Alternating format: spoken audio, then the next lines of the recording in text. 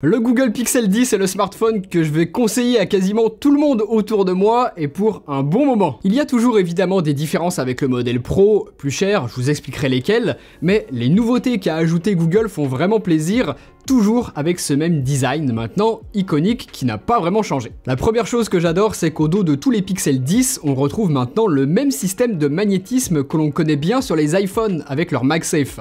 Ça permet d'utiliser énormément d'accessoires comme des batteries externes magnétiques, des chargeurs de bureau, pour la voiture, des supports pour vélo, des porte-cartes. Bref, on profite de ce large écosystème qui existe depuis des années sur iPhone et qui est donc déjà super fourni, vous avez qu'à vous servir, tout ou presque existe déjà. D'ailleurs, la petite particularité à savoir sur la recharge sans fil, on est limité à du 15 watts sur le Pixel 10 et sur le 10 Pro. Pour profiter du 25 watts et la norme Qi 2.2, ce sera uniquement sur le Pixel 10 Pro XL, le gros modèle, le plus cher. Ça, c'est un peu dommage. Le Pixel 10 Pro XL, c'est celui qui proposera la meilleure autonomie puisque vu qu'il est plus grand, on a plus de place pour mettre une plus grosse batterie à l'intérieur. C'est un peu l'équivalent de la gamme Max côté Apple sur l'iPhone. Aussi bien sur le Pixel 10 que sur le 10 Pro, moi j'ai pas eu spécialement à faire attention à mes usages pour arriver en fin de journée avec de la batterie restante. Donc c'est une autonomie qui est relativement bonne, hein, c'est convaincant en tout cas, je trouve ça dans la moyenne, c'est ni mauvais ni excellent. Voilà, ça vous fait la journée à partir du moment où vous n'allez pas systématiquement tirer dessus tout du long, comme en sont aujourd'hui capables tous les smartphones haut de gamme, à part certains très particuliers qui ont une autonomie vraiment gigantesque, mais c'est pas le cas ici. Et enfin, la recharge filaire, c'est toujours la petite déception côté Google, elle est toujours pas très rapide. Google, Apple et Samsung restent à la traîne par rapport à tout le reste du marché. Si vous êtes du genre à avoir régulièrement besoin de pouvoir récupérer rapidement de la batterie en très peu de temps pour, par exemple, lorsque vous rentrez le soir chez vous, brancher votre smartphone quelques instants avant de repartir à l'extérieur, à ce moment-là, il faudra plutôt se tourner vers des constructeurs chinois qui proposent beaucoup mieux que ce qu'est capable de proposer Google sur ses Pixel 10. Ensuite, pour la première fois, Google a ajouté un troisième module photo sur le modèle de base pour permettre les mêmes possibilités que sur le modèle Pro, à savoir faire des photos avec un ultra grand angle, un grand angle et un téléobjectif qui est un rapport x5 par rapport au grand angle principal. Excellent ajout puisque sur cette gamme, Samsung ne va que jusqu'à du x3 et Apple ne propose carrément rien du tout. Donc super de ne pas être obligé d'acheter un Pixel 10 Pro pour pouvoir profiter de cette polyvalence. Le Pixel 10 a donc les mêmes possibilités d'ultra grand angle et téléobjectif.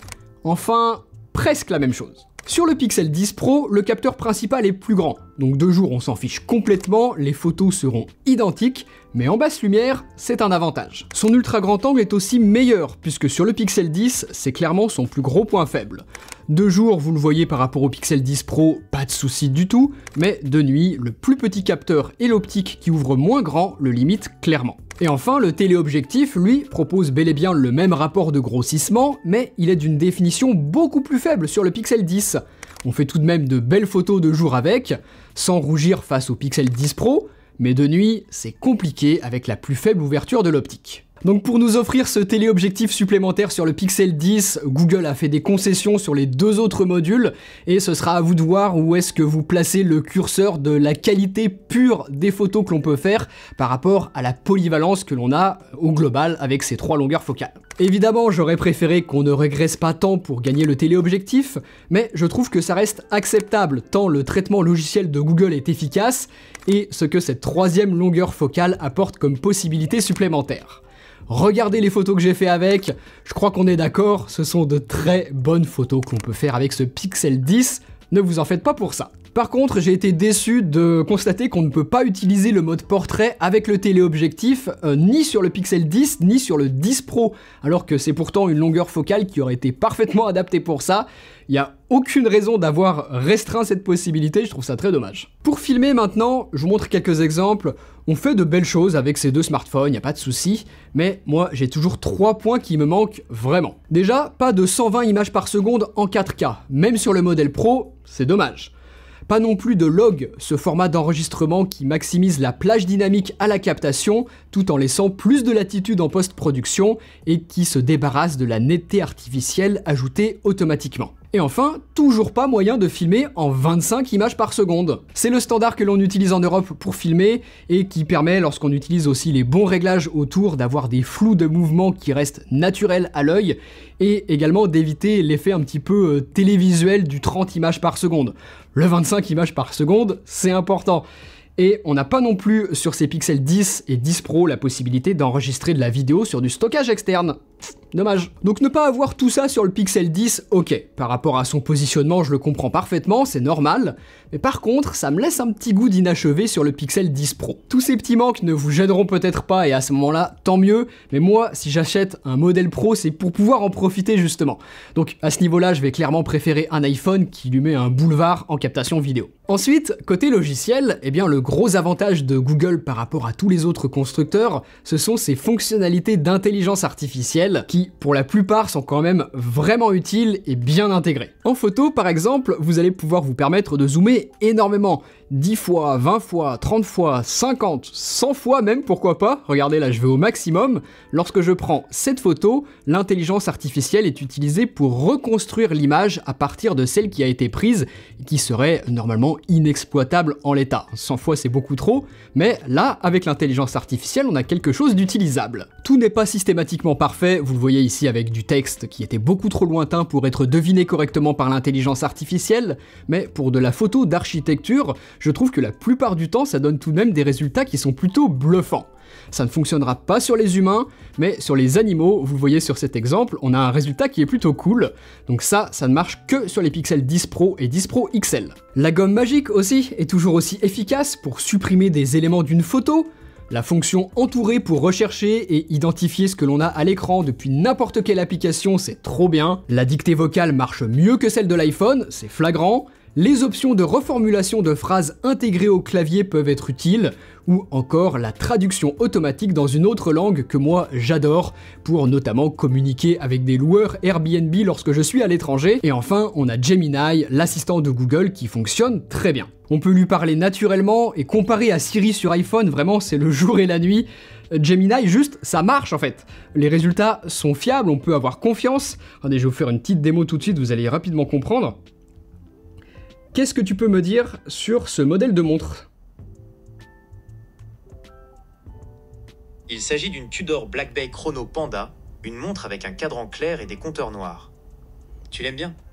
Oui, j'aime bien, merci. Dis-moi quel est l'ambassadeur de la marque le plus connu, s'il te plaît? L'ambassadeur le plus connu est sans doute David Beckham. La puce fait maison de Google, le Tensor G5, leur permet de super bien gérer cette partie intelligence artificielle et de proposer une expérience globalement fluide, même si pourtant c'est pas la puce la plus rapide, la plus performante qui existe aujourd'hui. Ça m'a tout de même permis de jouer à 60 fps sur certains gros jeux sans que ça ne chauffe anormalement, donc on a de bonnes performances globales, c'est pas un souci, mais c'est pas un souci aujourd'hui. Comme on profite de 7 ans de mise à jour majeure d'Android qui sont garantis et qui promet donc une longévité satisfaisante, je suis pas sûr que ce Pixel 10 ou ce 10 Pro vieillira aussi bien qu'un Galaxy S par exemple, plus puissant. Et d'ailleurs, si vous avez l'intention de faire durer votre smartphone aussi longtemps, sachez que le Wi-Fi 7, c'est uniquement sur le Pixel 10 Pro. Le Pixel 10, lui, se limite à du Wi-Fi 6E moins rapide. Il y a aussi des petites différences ailleurs, comme par exemple le système de rafraîchissement adaptatif de l'écran. Je vous laisserai lire les fiches de spec pour découvrir tout ça, vous êtes assez grand. Donc ce qu'il faut retenir au final, c'est que le Pixel 10 Pro, aussi bien au niveau du matériel que du logiciel, je trouve que c'est une sacrée réussite, il est ultra complet. À part en vidéo, avec les manques que je vous expliquais tout à l'heure, c'est les principaux reproches que je peux lui faire, où là il y a une vraie différence par rapport à un iPhone, mais sinon sur tout le reste, j'en suis très satisfait. Et sur le Pixel 10, eh bien, il est légèrement moins bon, évidemment, puisqu'il est moins cher. Vous avez vu, comme je vous l'ai expliqué, que Google a dû le faire régresser dans certains domaines pour se permettre de proposer le module photo supplémentaire sans augmenter son prix par rapport à l'an passé. Donc si le système de magnétisme et ce téléobjectif en photo ne vous intéresse pas plus que ça, Et bah autant partir sur le Pixel 9 de l'an passé, qui reste un smartphone qui est excellent et même meilleur sur certains points. C'est à vous de voir, moi c'est pas le choix que je ferai, parce que je trouve vraiment ce téléobjectif génial et le système de magnétisme extrêmement pratique avec tous les accessoires qui existent et qui nous facilitent le quotidien. Je vous recommande donc chaudement de partir sur un Pixel 10 ou sur un Pixel 10 Pro si vous devez changer de smartphone.